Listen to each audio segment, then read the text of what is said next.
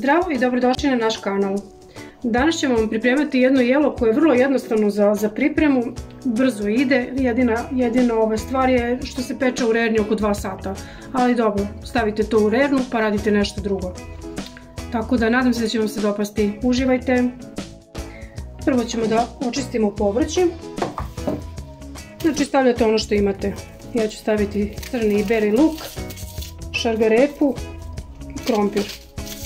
Vi možete da dodate karfiol, celer, šta već imate u kući i šta volite.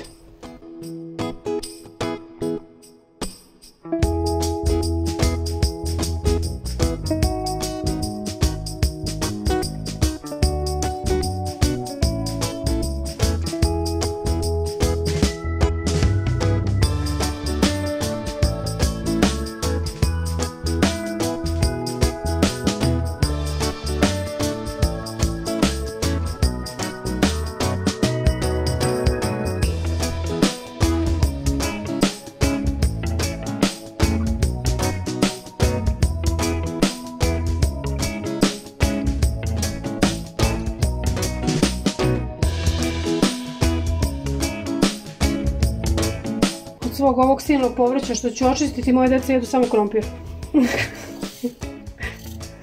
Tako da ne znam kako vi stojite sa tim, ali ako nije pomfrit, džaba sam kuvala. Šalim se naravno, jedu oni sve manje više.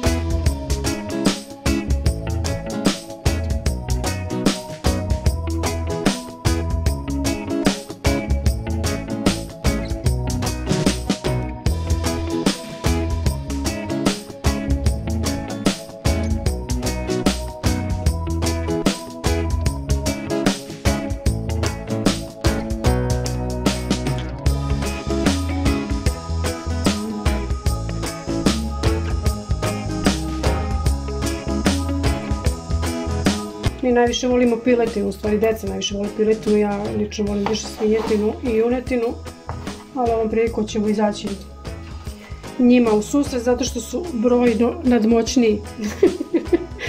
Tako da iseći ćete piletinu na šnicle, ne mora nešto tanko, odnosno na filete.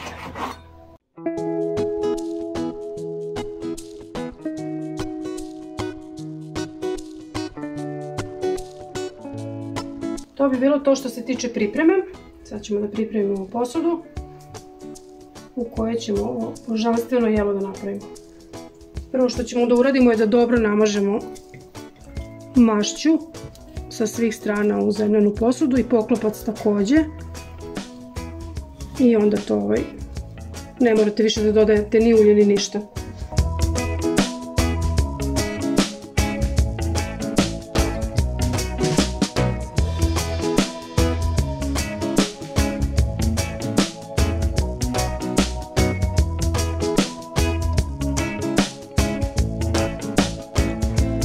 Stavljamo na dno luk, ne morate mnogo sitno da sečete.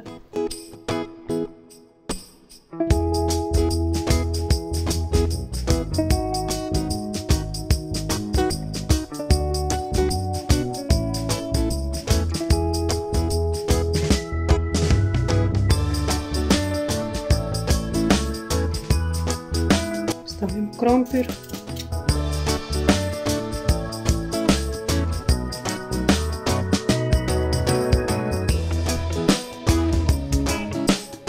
Šargarepicu,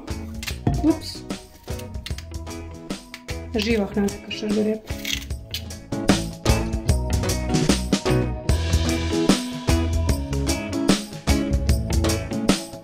Beli luk.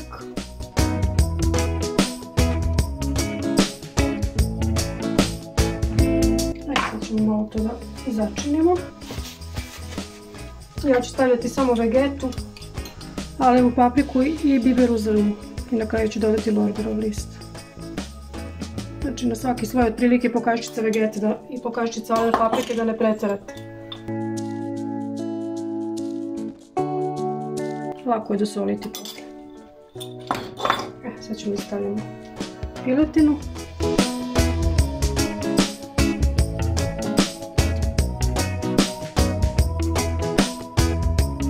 Pa dosta slaninice. Jedno 200 grama otprilike ide slanine.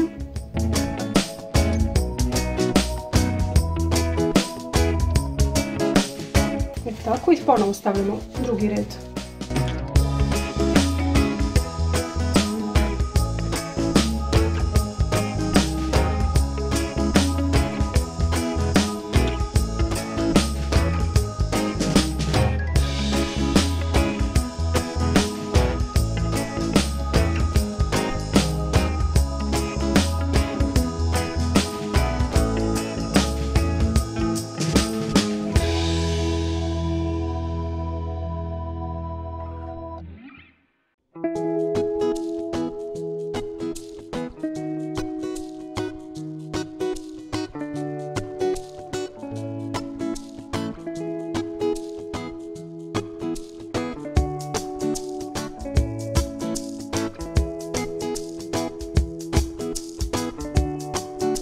Zalijemo se otprilike jedno 2 do 3 deci.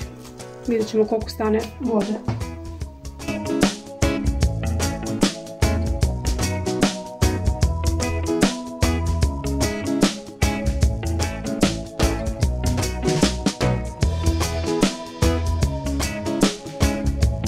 Poklopimo